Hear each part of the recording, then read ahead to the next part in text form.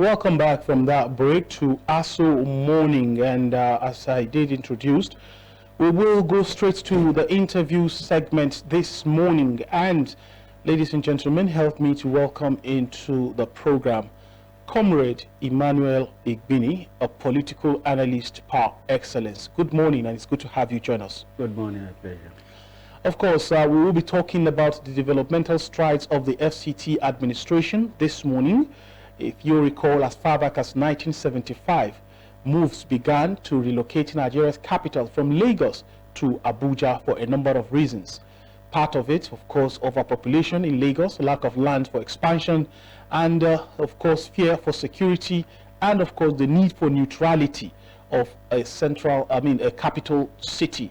And of course, in 1991, the move was completed, and here we are since that period till now. That, of course, administration after administration have been doing their best to give Nigeria a befitting capital, federal capital. Abuja has become a number of things for a lot of people. So I will start by asking Comrade Igbini, what is Abuja to you today? Well, what more do I need to add? You have done a very wonderful description of what Abuja is to all Nigerians. It's at the center of this country, and really having a country's capital at the edge, it's not quite good in terms of security, you know. So it was a good decision. I'm not based in Abuja, so I go and come. I'm based in Warri. Okay. Yes. So. All right. As a frequent visitor to Abuja, what's been your impression of the city? I mean, over the years. Yeah, actually, during days of El-Rufai, in fact, I saw a wonderful city that you had discipline instilled on everybody. You dare not ride on the walkway, you know. And then remember El-Rufai, he did so much that those who built on waterways, drainage lines, no matter who they were, in government or outside government, he pulled their houses down. So El-Rufai's tenure was wonderful. You could see that then Abuja was something to behold. But gradually after, we started, when I come in, I started seeing some deterioration, people just, you know, doing whatever they like. But in the past 1 year, since the current minister, in fact, in less than a year, I'm an engineer, so I can say in terms of infrastructure, he has actually beaten El-Rufai's record.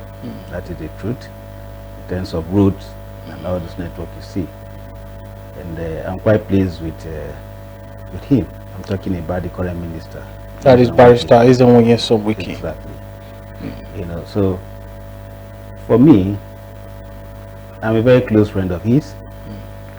And so with my background in infrastructure development, I was former Director General of a state maintenance agency in terms of roads in Delta State. So I know the issues. So right from his days in River State, if you go to River State, even if you don't like him for whatever reason, you cannot but accept the fact that this man, when it comes to infrastructure development, is difficult to beat.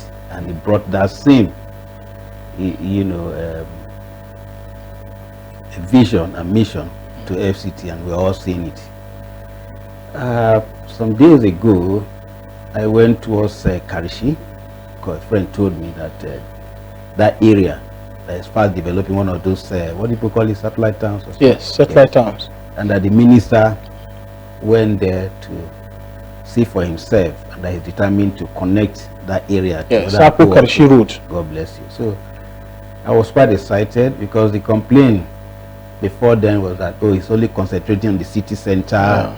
And I remember telling my friends and a lot of people who were not happy, I said, look, you have to develop the city center first, because once you get it right, the city center, it's like the image of the country.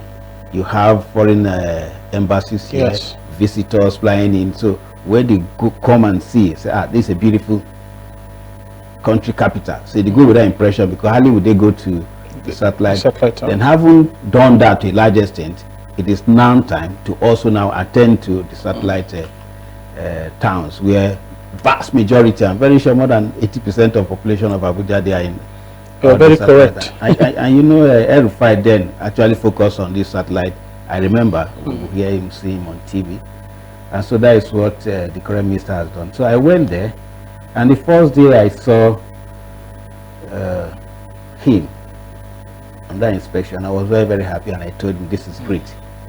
And I was meant to understand that he also simultaneously doing same thing in other satellite. Yes. Then a few days ago, I saw that a contracting company had moved to site, SCC or so, and then they started working. So I was so happy, and I immediately drew the attention of the minister and said, look, this is great. But the day after, I was the first to wake him up with a message to say, go and stop that project. Stop that contractor. I was so angry. And the next day, immediately he went there in the morning, right to that side. Why was I angry? And I'm still very angry with that SCC contractor for what they are doing along that route. See, we have to be very careful the way we allow some certain persons, whether they are foreigners or Nigerians, I don't care, you know, toil with our country and our scarce resources. That is a road that when you go there, you see some large section of the road very much in order. The asphalt pavement is very firm. Yes. In fact, I can guarantee that that asphalt pavement, given the drainage is still by the side, Yes. that they are going to last under 15 years, if not more. And then only for me to go, meanwhile on that stretch of the road, at least I know the one from Kudu after the Army Estate, Yes. you know, coming towards Nyanya. I took pain to ride Nikeke so I can see. And I saw so many fade sections down to beyond Karu. Yes. You know, towards that market. That's Karu Market, right? Karu Market, Good. yes. You see so many fade sections. That Karu Junction leading to Karu Road. Yes. That will fail completely. Now, the company, the SCC, ought to first of all, because when we talk about road maintenance or rehabilitation, in a situation like this, you identify fade sections first. And then you quickly do what we call correctional measures. You fix them first. Then if there are so many and very close, so that if there are sections and those sections are closed, after, you know, fixing them, you can do an overlay. Okay. Now, what I found very, very annoying is the fact that these guys went to the areas where you have firm asphalt pavement. In fact, they were double layers. Yes. It's like they've been laid before and they're under overlay. Another overlay. And they decided doing what we call asphalt milling. Okay? Removing the asphalt. Why? You left areas that need critical attention. You are going to areas that are well stable, had no problem, and you are busy milling. That's removing the asphalt, so that you go and recycle the asphalt and relay on it. What kind of nonsense is that? So I was very, very angry, and I told the minister, please stop them, and immediately, if they are not able to do the right thing, please terminate that contract. Okay, let me just pause you there. I am the correspondent for Aso Radio and TV under the office of the minister. Okay. And I was on the entourage of the minister. Now you are reviewing yourself. I was on the entourage of the minister the day we visited that Karuyanya route that is being rehabilitated. Yes. And upon getting there, the first thing the minister said was that no wonder I received text messages that people are trying to do boju job here. I will not tolerate that.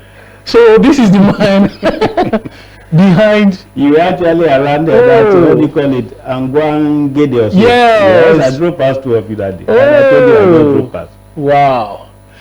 And funny enough, I saw this same. And he actually, minister showed his anger. Yes. And he told, because what they were doing, exactly what you have said, the minister pointed it out to them. And they recanted that no, that's not what they intend to do as the final measure.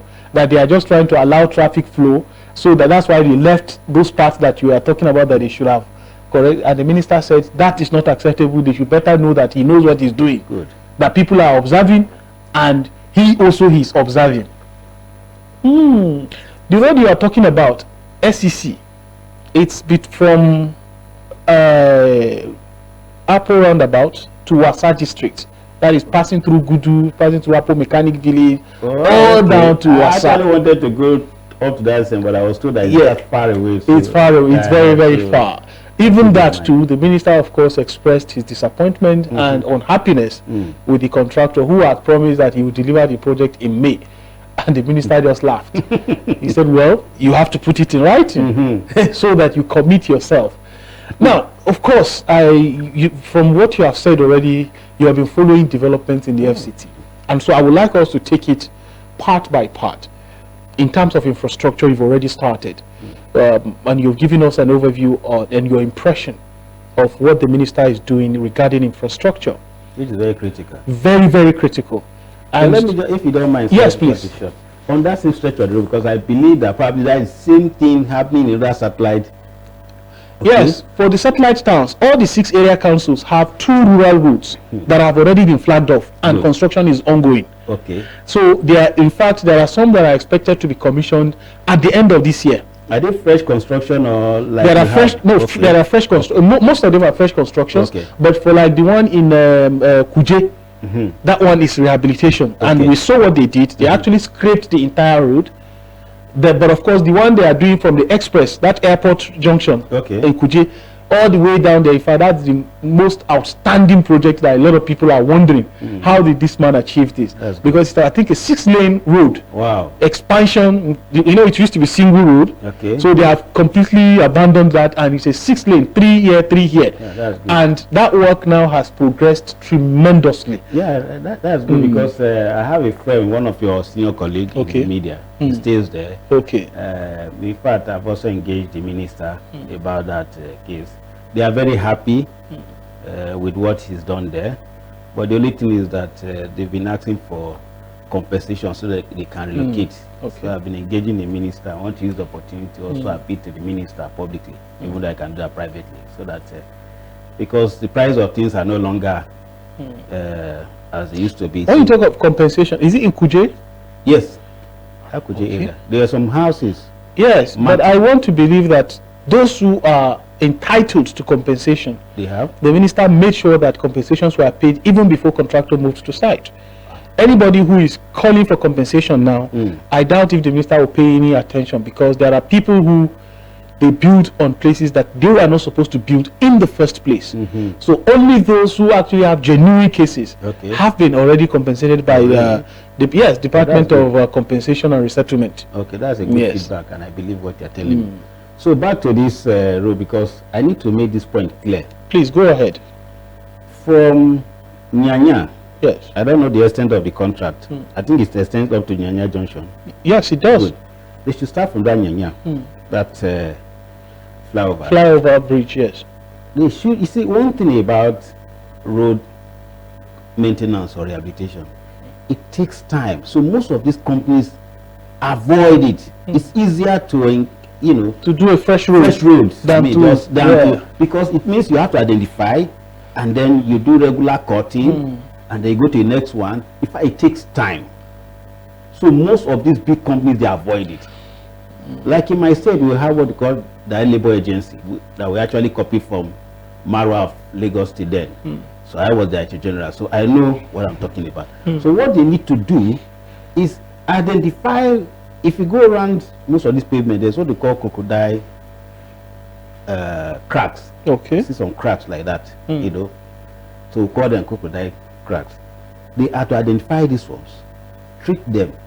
Any other face session, like around that Caro Market, going for, there are so many of them. In fact, what I even find very, very annoying, they go to a particular face spot, maybe a pothole. Then what you normally do is that you use your cutter and give it a regular shape. They remove the fade asphalt so that you can investigate the cause of that failure. Then you treat. It's smoothing. But what they are now, they just put stone base without a regular cutting. It will not bind. These guys just have a different mindset altogether. That is what I want to believe. Well, I can guarantee that they will get away with the minister. On Sunday, yesterday, when I was coming from church, I saw them again. Doing the same thing? Yes.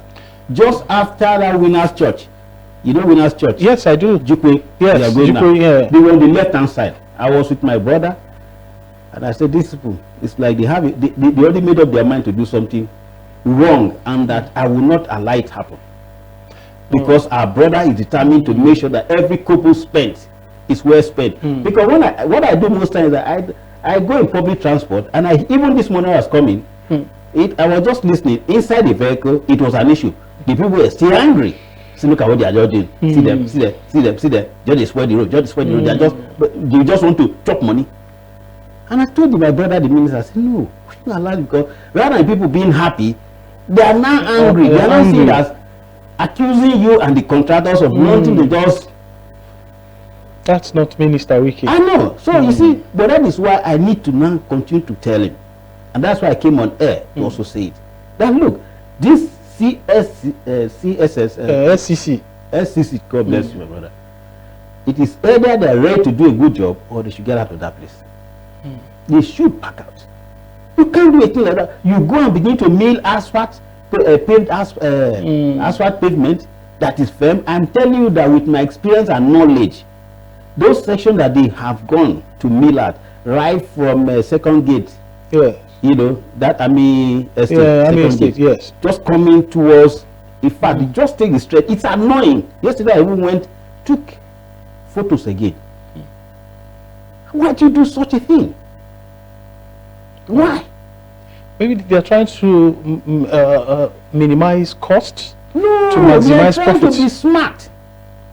And that's what I mean, cutting corners. You know that after Nawa school, yes, just before the Kurudu market, yes, there's a bad fit on the left hand yes, side. very obvious. What they did. There's no drainage there. I told the minister what they should have done is, where there are no drainage, because drainages help to protect paved roads. Okay. But if I remember that day, when the minister asked them that I was informed that you people are doing patch, they said no, they are just doing it temporarily, because the contract is for total rehabilitation, meaning that where they are supposed to scrape, they have to scrape completely to lay a fresh road.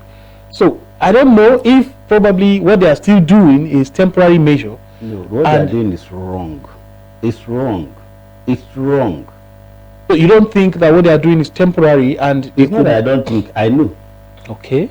I know that what they are doing is wrong. I have told you here that road rehabilitation or maintenance takes patience and time.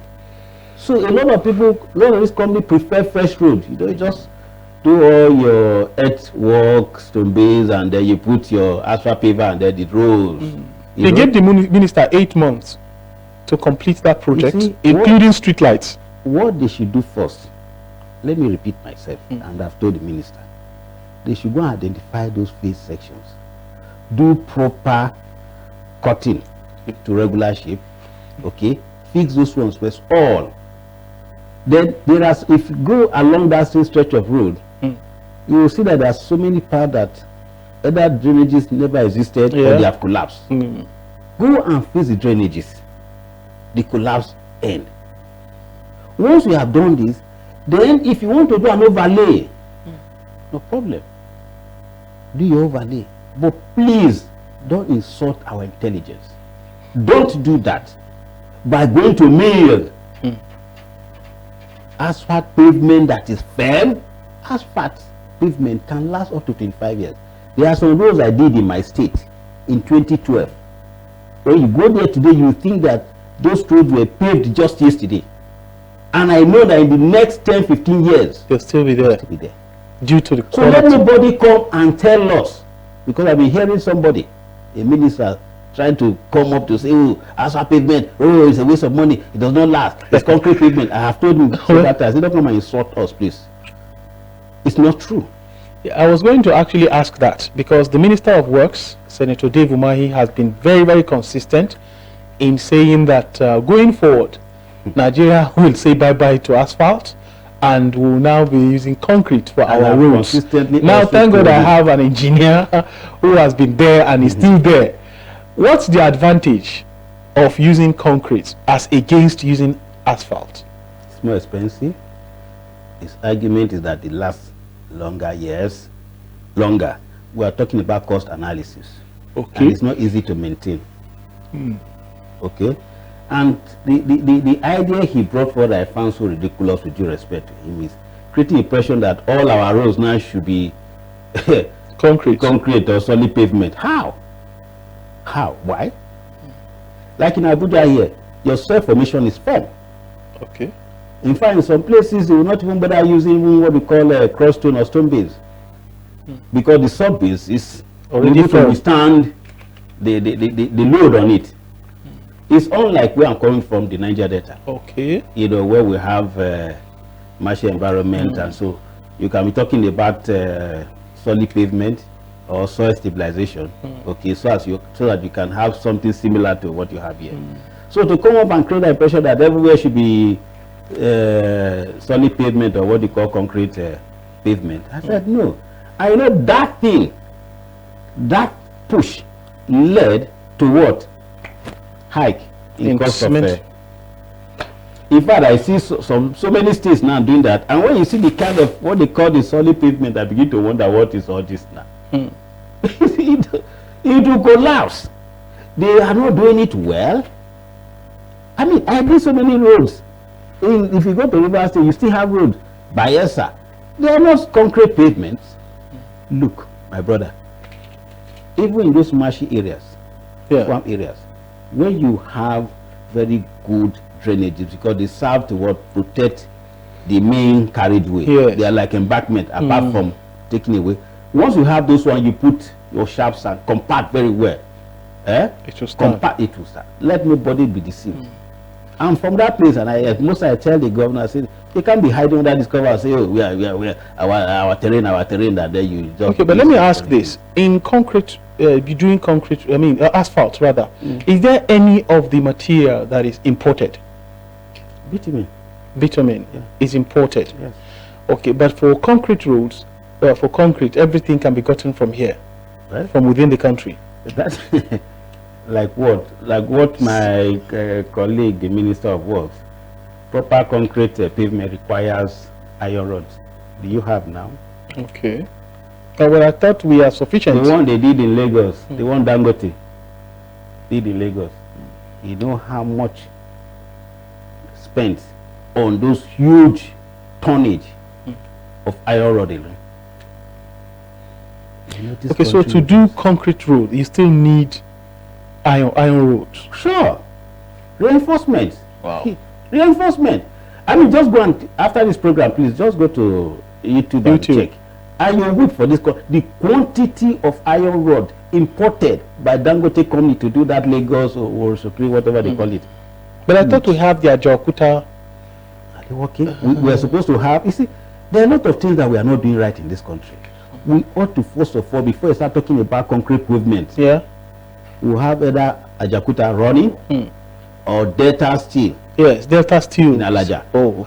So but those companies used to run before. I remember Delta Steel very well. The same thing, the same way they want to grant the petroleum industry, that was how they granted.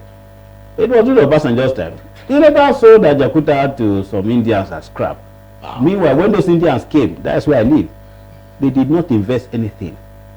The warehouse stocked with enough raw material. Everything was okay. They just started the plant and they started using part of this raw material, producing steel and iron rods, and they made so much money and left. In fact, they went to the extent of even selling the staff quarters, the land.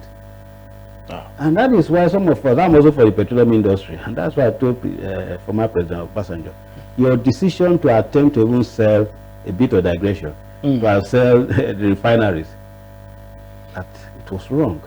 And it was a good thing that former President Umar Yar'Adua immediately terminated it. May God bless his soul. Amen. You know, because the Obasanjo came and said, oh, Port Harcourt refinery is scrap.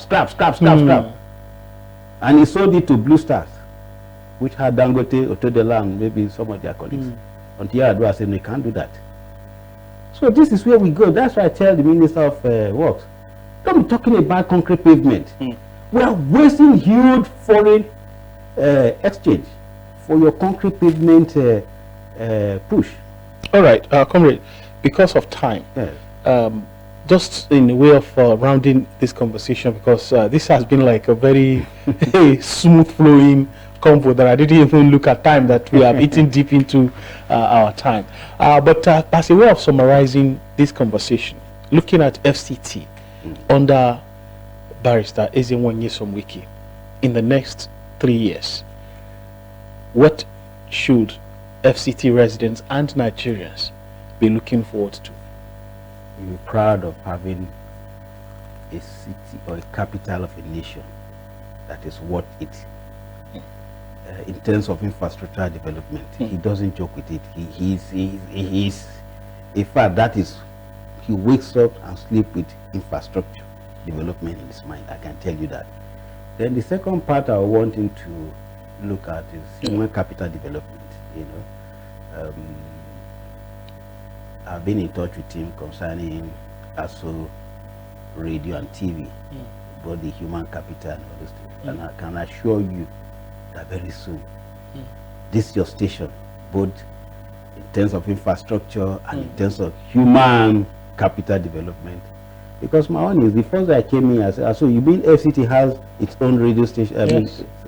This should be the #1 station for the minister. Okay? And that's, I'm very sure he will do any moment from now. I can give that to you.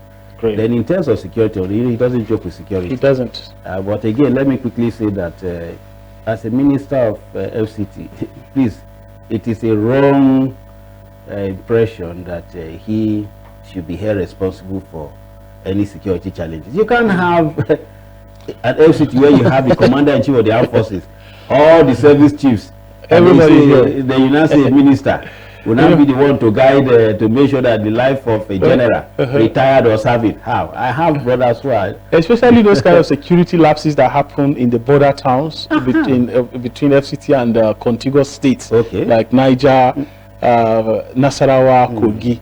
You know, for the sake of headlines and sales, media, newspapers especially, prefer, if it happens somewhere very close to FCT, they will allocate it to FCT.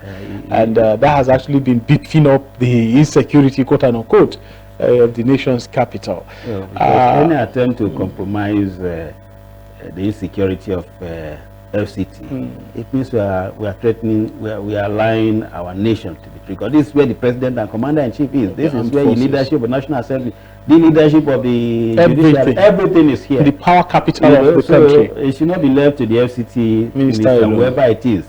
I mean, the president must get the service chiefs to make sure that they secure the FCT as well as other part of the country. Comrade Emmanuel Ibini, thank you very, very much for being our guest on this segment of the program today. We sincerely thank you for honoring our invitation and for your patience while you waited. And it's on this note that we have to draw the curtain on this segment of the program to go join Dr. James Komolafe and his team on the behavioral check segment. Thereafter, we'll be back with our second guest in the house. Do stay with us.